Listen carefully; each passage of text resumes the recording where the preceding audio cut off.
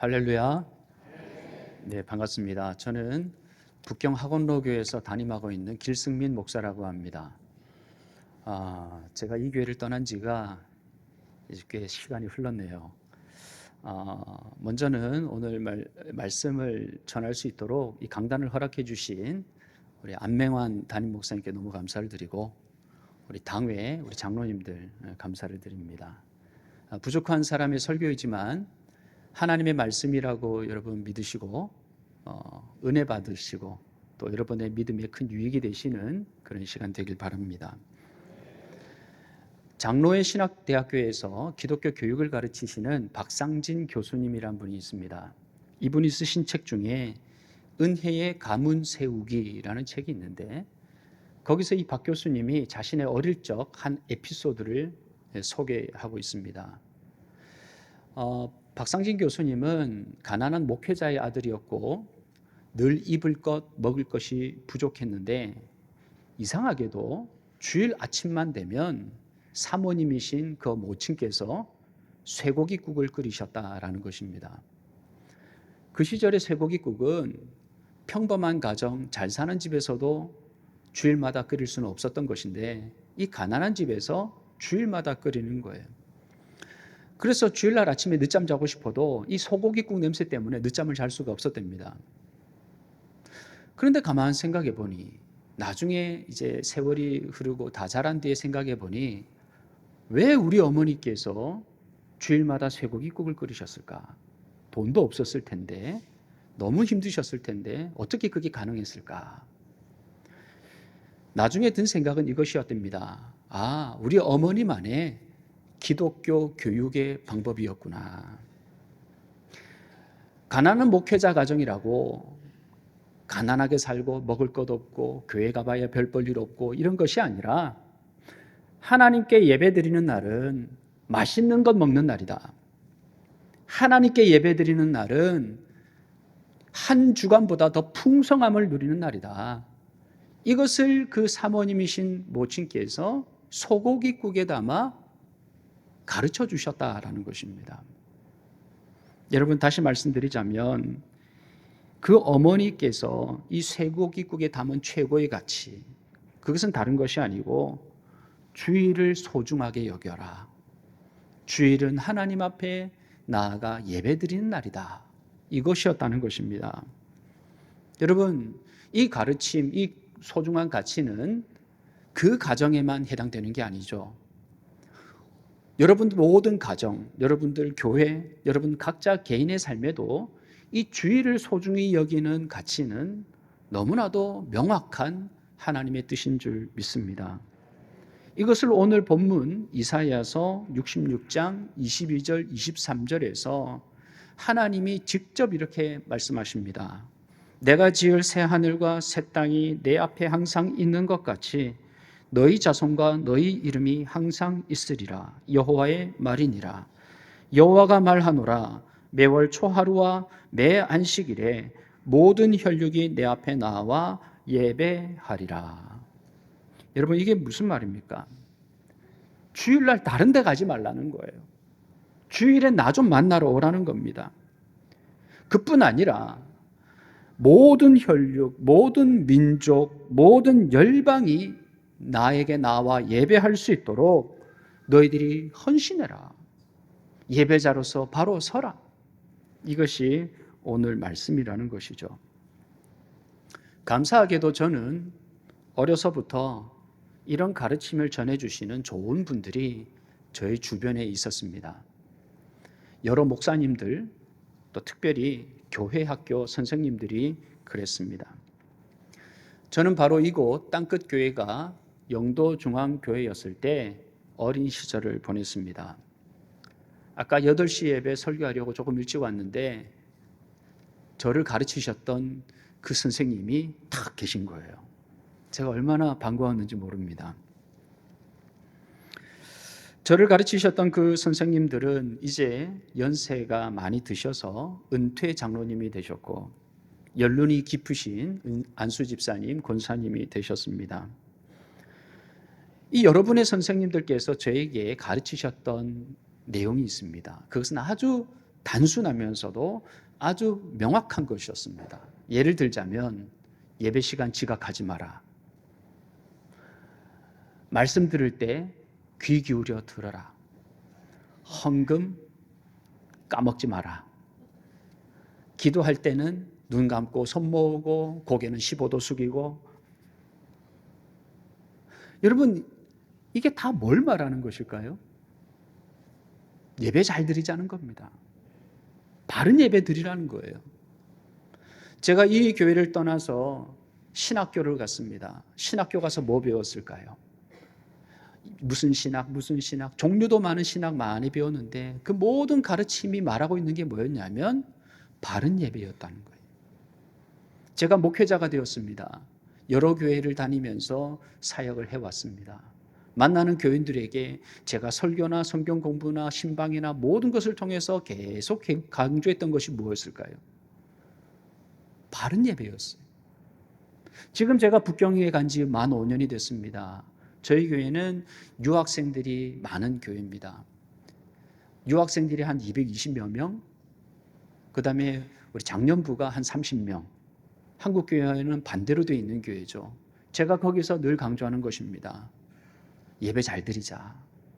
너희들이 이 땅에서 공부만 하고 입신양명할 것이 아니고 하나님의 자녀답게 예배 잘 드리자. 저는 한국에 있는 동안 잘 몰랐습니다. 이렇게 좋은 시설이 갖춰진 예배당에서 전혀 눈치 볼 일 없이 편안하게 예배 드린다는 것, 이건 여러분 당연히 여러분들이 누리는 일이 아니에요. 이건 굉장한 축복입니다. 저는 작년 한 해를 보내면서 목회가 무엇인가를 고민을 많이 했어요. 왜 그 고민을 할 수밖에 없었냐면 예배를 드리지 못하는 많은 방해들이 있었기 때문이에요. 여러분들 뉴스 보도를 보셔서 아시겠지만 사드 사태가 벌어진 전후를 통해서 중국 전역에 교회가 없어지기도 하고 수많은 우리 선교사님들이 그 땅을 나올 수밖에 없게 되었습니다. 저는 그 상황 속에서 그냥 자연스럽게 드는 생각, 어떻게 하면 우리 교인들로 하여금 예배에 더 집중할 수 있게 만들까? 어떻게 하면 이들이 더 좋은 예배자 될 수 있게 할 수 있을까? 저는 소위 부흥이라고 말하는 수적인 증가, 재정의 증가를 꿈꾸거나 그런 것에 초점을 맞출 여력이 없었습니다. 분명히 지난주에 예배 드렸는데 이번 주는 예배를 드릴 수 없고, 분명히 지난번에는 많은 분들이 오셨는데 지금은 너무나도 적은 분들이 와 있는 이런 일들이 매주 예상 없이 일어나고 있어요. 여러분, 예배라는 게 분위기인 거 아십니까? 한번 분위기 못하면 영성이 떨어져요. 제 마음이 얼마나 간절해지는지 모릅니다. 자, 그런데요, 바로 이 지점에서 제가 하나님의 은혜를 느꼈어요. 어쩔 수 없이 예배에만 했는데 알고 보니까 이게 하나님 제일 좋아하시는 일이더라는 거예요. 내가 등 떠밀려서 예배 드릴 수밖에 없었는데 그냥 어쩔 수 없이 그 일을 했는데 나중에 그걸 상을 주시더라는 거예요. 여러분, 그게 바로 예배예요. 제가 신학교에 다니면서 지금까지 늘 떠오르는 인상적인 가르침 하나가 있습니다. 그건 교회와 관련된 신학이었는데요. 질문을 하나 하도록 하겠습니다. 우리가 하나님 나라에 가면 뭐 하며 살까요? 하나님 갈 거는 확신을 하시죠? 예, 하나님 나라 가면 우리가 뭐 할까요? 거기도 버스 타고 다니고 밥 먹고 친구 만나고 여기처럼 어떻게 살까? 별별 생각이 다 듭니다. 소위 교회에 5가지 사역이라는 것이 있습니다. 어느 교회나 이 땅에 있는 교회는 이 5가지 사역을 합니다. 모든 사역은 이 5가지를 벗어나지 않습니다. 예배, 선교, 교육, 봉사, 친교. 여러분, 이거 외에는 없어요. 그래서 아마 여기 땅끝 교회도 그 사역에 열심을 내실 겁니다. 왜냐하면 그 5가지 사역에 하나님의 뜻이 담겨 있기 때문이죠. 자, 그런데 여러분, 하나님 나라 가면 선교할까요? 하나님 나라 가는데 다 예수 믿는 사람인데 무슨 선교를 해요? 교육은 할까요? 야, 모세오경은 이런 거야. 구약은 예수님 오실 것이다. 신약은 예수님 오셨다. 여러분, 예수님이 눈앞에 있는데 무슨 예수님 얘기를 해요? 여러분, 모든 그 프로그램으로 치장된 어떤 봉사 이벤트, 여러분 그거 천국에서 할까요? 안 합니다, 여러분. 아마 친교는 할 것 같아요. 하나님과 사귀고 성도들과 사귀고. 그런데 여러분, 이런 사귐은 사실 예배 안에 들어있어요. 하나님을 어떻게 사귑니까? 예배드리며 사귀지 않나요? 그래서 성경에 뭐라고 기록이 되어 있어요? 영원토록 찬양할 것이다. 거기서 영원토록 예배할 것이다. 여러분, 천국 가서 변함없이 우리가 계속 하게 될 일이 있어요. 그것은 예배입니다.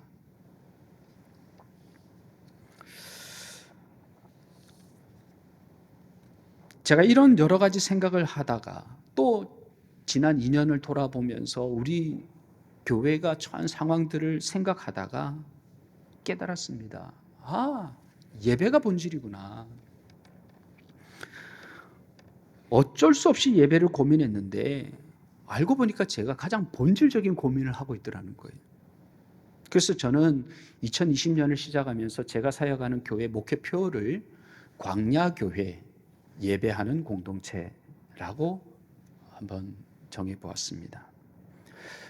여러분, 우리 북경학원로교회만 광야를 맞닥뜨린 게 아니고 여러분들도 다 광야가 있을 거예요. 하나님은 모든 사람에게 광야를 허락하십니다. 그것은 망하라고 허락하신 것이 아니고 그걸 통해 더 본질에 가까우라고 우리에게 허락하신 은혜의 기회인 줄 믿습니다.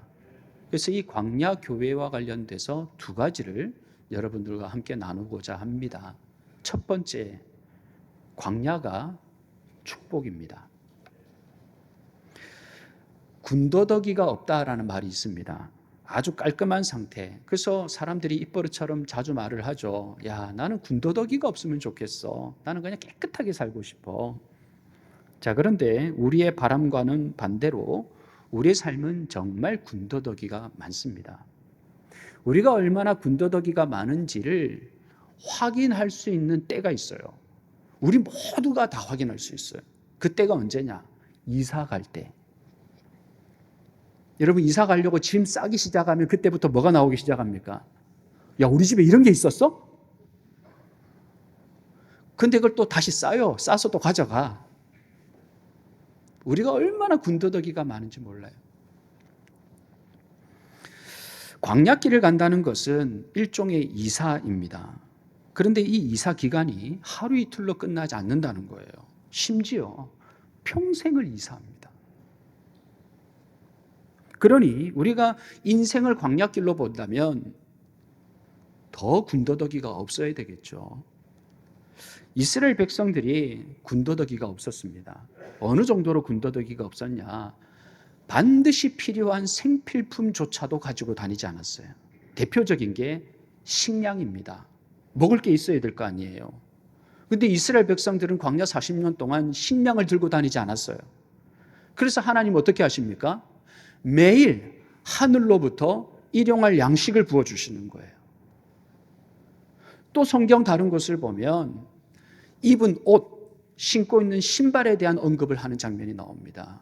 신명기 8장 4절, 많이 아시는 구절인데 이 40년 동안에 내 의복이 헤어지지 아니하였고 내 발이 부르트지 아니하였느니라.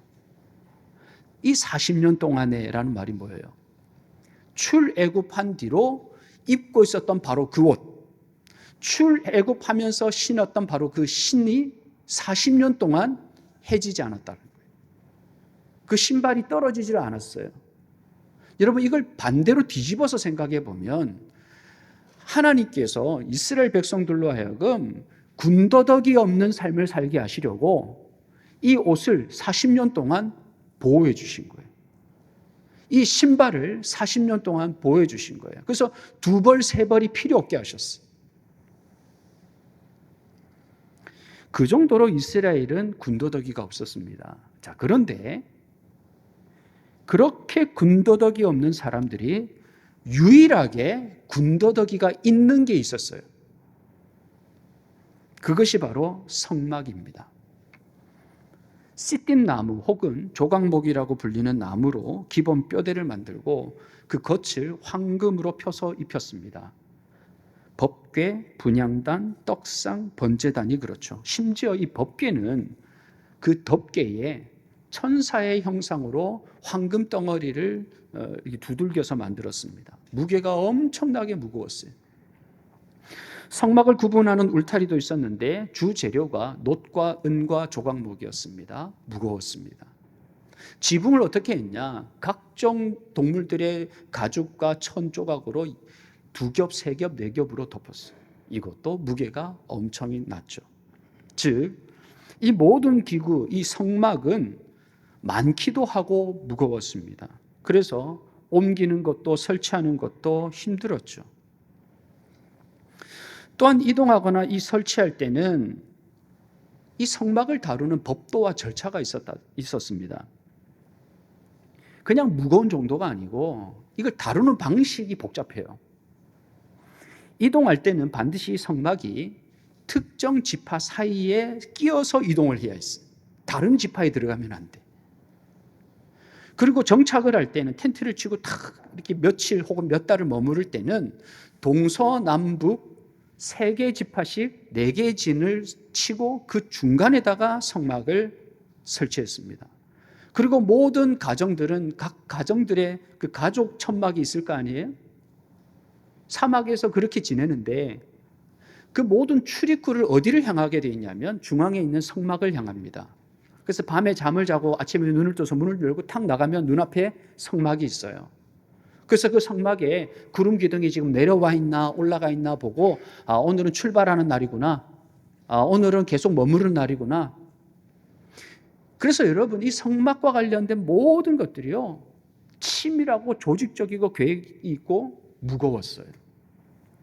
한마디로 말하면 굉장히 성가셨다라는 겁니다. 성가셨어요. 여러분 저희 교회가 12월 31일까지 예배드리던 20년 동안 예배드리던 곳에서 갑자기 나오게 됐습니다. 근데 또 나오긴 나왔는데 갈 데가 없어요. 그래서 지금 여기저기 이렇게 막 급변하는 상황 속에서 예배드립니다. 저희들 예배 어떻게 드릴까요? 지금 장소가 불안정한데 드럼 들고 다닐 수 있습니까? 피아노 들고 다닐 수 있나요? 기타 하나 울러매고 찬양하면서 예배하는 거예요. 그래도 은혜가 있더라고요. 근데 여러분, 광야에서는 그렇게 하면 안 됩니까? 광야에서 굳이 벗게 만들어야 됩니까? 광야에서 굳이 모든 조직 다 해가지고 굳이 그렇게 피곤하게 해야 되나요? 근데 하나님 그렇게 하셨다는 거예요. 신발은 하나밖에 못 신게 하고 옷은 한 벌밖에 못 입게 하는데 성막은 기어이 들고 다니게 하셨어요. 무엇을 강조하시는 겁니까? 예배예요, 예배. 여러분 성막이 뭐 하는 곳이에요? 예배 드리는 곳이죠. 제가 오늘 오랜만에 우리 모교회, 고향교회 와서 주보를 보는데 다시 기본으로 라고 되어 있길래 제가 깜짝 놀랐어요. 제가 안 목사님한테 어떤 설교할까요? 묻지 않았습니다.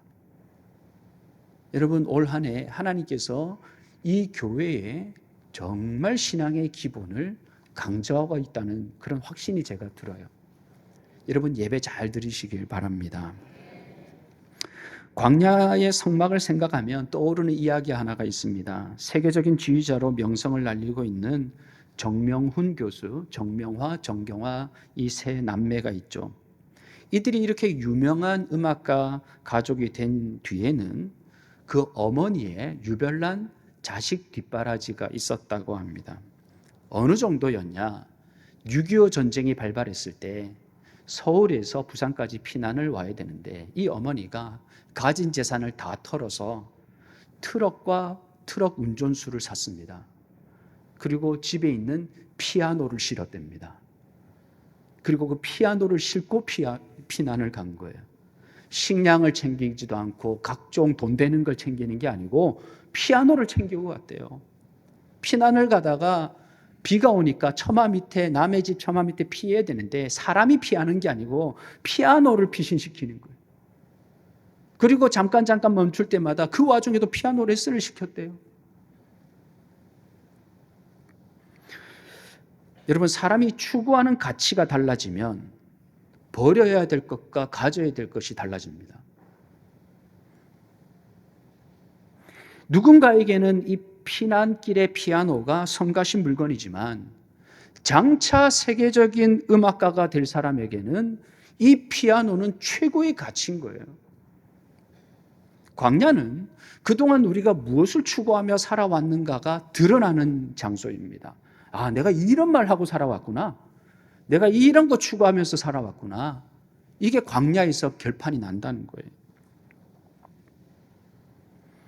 좀 전에 말씀드렸듯이 저희가 북경에서 목회를 꽤 그냥 재미나게 안정되게 했는데 갑자기 길바닥에 나앉게 되니까 정말 절박해지더라고요. 그리고 그동안 우리가 얼마나 행복하게 예배 잘 드렸는지, 다윗이 말했던 주의 장막을 사모한다라는 게 이런 것이구나. 자, 그런 걸 깨닫게 되었습니다. 중국은 한국과 달라서 돈이 있다고 아무 곳이나 장소 계약하고 예배 드릴 수 없습니다. 철저히 종교국 심사와 허가를 받아서 아무런 문제가 없다는 확증이 있어야 그곳으로 갈 수가 있죠. 지난 4개월 동안 계약이 될 뻔 하다가 안 됐어요. 이게 몇 번씩 반복이 되니까 사람이 진이 빠지고, 목사가 비전을 제시해야 되는데 아무 비전을 제시할 수가 없는 상황. 제가 지난 월요일 날 비행기를 타고 한국으로 넘어오는데 그때까지도 계약이 되지 않았어요. 놀라운 사실. 김포공항에 비행기가 내렸는데 문자가 띠리링 들어오는데 목사님 방금 계약됐어요. 그때 제가 깨달았습니다. 목사만 빠지면 되는구나. 예전에 우리 김은성 목사님 정교인 수련회 가자고 날 잡으면 그날 꼭 비 오고 태풍 오고 이런 적 있잖아요. 여러분, 모든 일은 하나님이 하신 줄 믿습니다. 하나님은 하나님이 하시는 일이 있고 우리는 우리가 할 일을 하면 돼요. 우리가 할 일이 무엇입니까? 예배하는 거예요. 그러면 하나님은 우리에게 아버지 되어 주실 줄 믿습니다. 자, 그러면 예배 잘 드리는 것으로 끝이냐? 두 번째가 있어요. 하나님은 우리에게 제사장 나라의 사명을 주신다는 것입니다. 오늘 본문 21절에 이런 구절이 나옵니다. 그 가운데에서 택하여 제사장과 레위인을 삼으리라 여호와의 말이니라. 자, 그런데 이 말씀을 묵상하는 가운데 출애굽기의 한 구절이 떠올랐어요. 그걸 우리가 같이 한번 읽어봅시다. 출애굽기 19장 5절 6절. 자, 같이 읽겠습니다. 시작. 세계가 다 내게 속하였나니 너희가 내 말을 잘 듣고 내 언약을 지키면 너희는 모든 민족 중에서 내 소유가 되겠고 너희가 내게 대하여 제사장 나라가 되며 거룩한 백성이 되리라. 너는 이 말을 이스라엘 자손에게 전할지니라. 아멘. 여기서 공통된 말씀이 바로 제사장 혹은 제사장 나라라는 말이 두 구절에 나오죠. 먼저 여러분, 제사장은 무엇입니까? 제사장은 죄 많은 백성들이 죄의 문제를 해결받고 하나님의 자녀의 지위를 회복할 수 있도록 돕는 사람, 그 사람이 제사장이죠. 제사장 나라는 뭘까요? 똑같습니다. 지옥길로 달려가는 온 열방 모든 민족을 향해 제사장 나라가 되는 거예요. 그들의 죄를 해결하기 위해서 도와주고 그들이 하나님의 자녀의 정체성을 누리고 그들 역시 우리와 함께 하나님께 나와 예배할 수 있도록 섬기는 것, 그것이 제사장 나라입니다. 여기서 중요한 영적 원리가 있는데요. 다른 사람을 제사장 되게 하려면 내가 먼저 제사장 되어야 된다는 거예요. 다른 사람 예배자 되게 만들려면 내가 신실한 예배자가 되어야 한다는 겁니다. 하나님은 이 뜻이 분명하셨고 그래서 이스라엘을 제사장 나라로 삼기 위해서 어디로 보내셨냐? 광야로 보내셨어요. 몇 년 동안? 40년 동안. 하나님께서 하늘에서 양식을 주지 않으면 굶을 수밖에 없는 곳에서 철저하게 24시간 내내 하나님만 바라보게 만드셨어요. 예배 훈련을 시킨 겁니다. 어쩌면 이스라엘은 제사장 나라라는 거창한 비전은 없었을지 몰라요. 그저 그냥 하나님 바라보겠습니다. 하나님 예배하겠습니다. 그런데 어느 날 세월 돌아보니 제사장 나라 돼 있는 거예요. 여러분, 이 예배 잘 드리는 것과 제사장 나라의 사명은 연결되어 있습니다. 얼마 전 신문기사 한 토막을 읽는데 경북 어느 시골 마을에 대장간 이야기가 실렸습니다. 그 대장간은 낫을, 아주 명품 낫을 만들어서 파는 아주 유명한 대장간이더라고요. 얼마나 유명한지 미국 인터넷 쇼핑몰인 아마존닷컴에 이 낫이요 넘버원 제품으로 꼽히고 얼마나 많이 팔려 나간지 모른답니다. 그래서 그동안 많은 청년들이 이 수련생으로 와가지고 배우겠다고 덤벼들었다가 많이 떨어져 나갔대요. 자, 그런데 이 기사에서 소개하는 그 청년이요, 거기서 일을 배운 지 2년이 됐는데 아직도 일 잘 배운다는 거예요. 근데 그 2년 동안 배운 일이 뭐냐? 대장간 청소하는 거였답니다. 그냥 2년 동안 그냥 청소만 열심히 했다는 거예요. 그리고 불과 몇 주 전부터 이 대장간 장인이 낫과 나무 손잡이를 연결하는 걸 가르쳐 주기 시작했대요. 야, 이거 배운다고요? 얼마나 기뻐하는지 모릅니다. 1, 2년 또 있으면 뭐 배울까요? 이제는 낫을 좀 담금질하는 거 배울까요? 또 1, 2년 지나면 뭐 배울까요? 저는 이런 생각을 해봐요. 이 수련생이 앞으로도 많이 배워야 될 거예요. 그러나 평생 배울까요? 죽을 때까지 배울까요? 아니에요. 어느 시점에는 자기도 수련생을 거느린 장인이 되어 있지 않겠습니까? 여러분, 예배가 무엇이냐? 하나님을 알아가는 그 과정이에요. 여러분, 지난주 예배, 저지난주 예배, 오늘 예배가 다 똑같던가요?